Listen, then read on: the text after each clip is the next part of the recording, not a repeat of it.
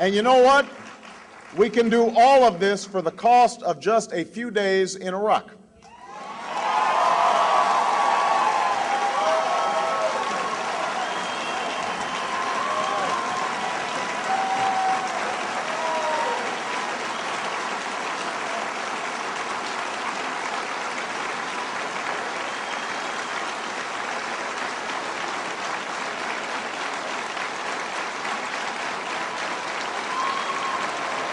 We can do it.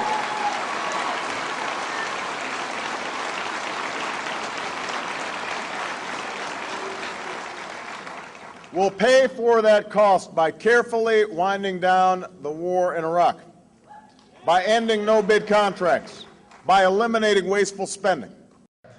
We can save billions of dollars by cutting private contractors and improving management and oversight of hundreds of billions of dollars that our government spends on contracts. And I'll finally end the abuse of no-bid contracts once and for all. The days of sweetheart deals for Halliburton will be over when I'm in the White House.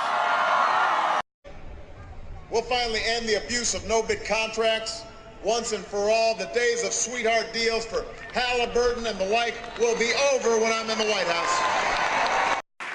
In this budget, we will end education programs that don't work and end direct payments to large agribusiness that don't need them. We'll eliminate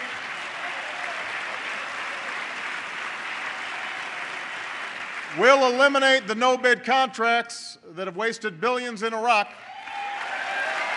and reform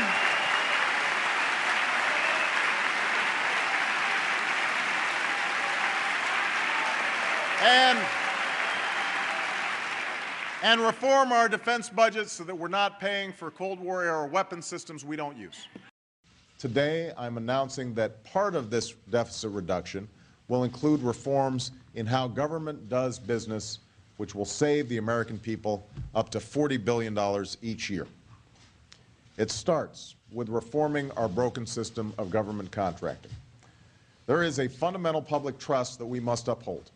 The American people's money must be spent to advance their priorities, not to line the pockets of contractors or to maintain projects that don't work. Recently, that public trust has not always been kept.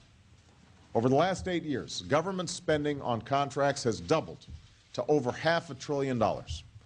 Far too often, the spending is plagued by massive cost overruns, outright fraud, in the absence of oversight and accountability. In some cases, contracts are awarded without competition. In others, contractors actually oversee other contractors. We are spending money on things that we don't need, and we are paying more than we need to pay, and that's completely unacceptable. Last year, the Government Accountability Office, GAO, looked into 95 major defense projects and found cost overruns that totaled $295 billion. Let me repeat. That's $295 billion in wasteful spending. And this wasteful spending has many sources. It comes from investments in unproven technologies. It comes from a lack of oversight.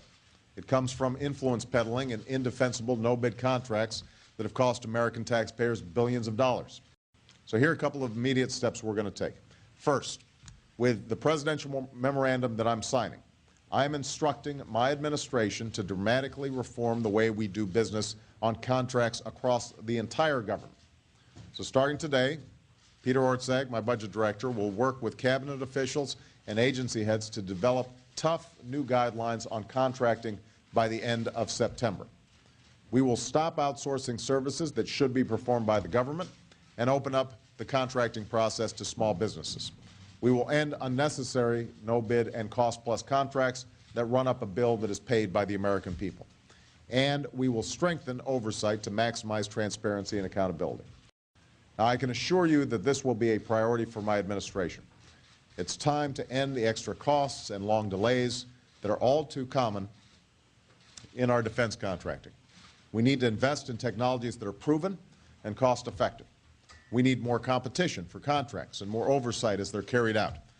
Every dollar that's wasted because of inappropriate no-bid contracts and waste and abuse, that's a dollar that could be going to help protect our troops, advance our national security, keep the American people safe. But here's the simple truth. We cannot build the 21st century military we need and maintain the fiscal responsibility that America demands unless we fundamentally reform the way our defense establishment does business. It's a simple fact. Every dollar wasted in our defense budget is a dollar we can't spend to care for our troops or protect America or prepare for the future. You've heard the stories. The indefensible no-bid contracts that cost taxpayers billions and make contractors rich. The special interests in their exotic projects that are years behind schedule and billions over budget. The entrenched lobbyists pushing weapons that even our military says it doesn't want. The impulse in Washington to protect jobs back home, building things we don't need, has a cost that we can't afford.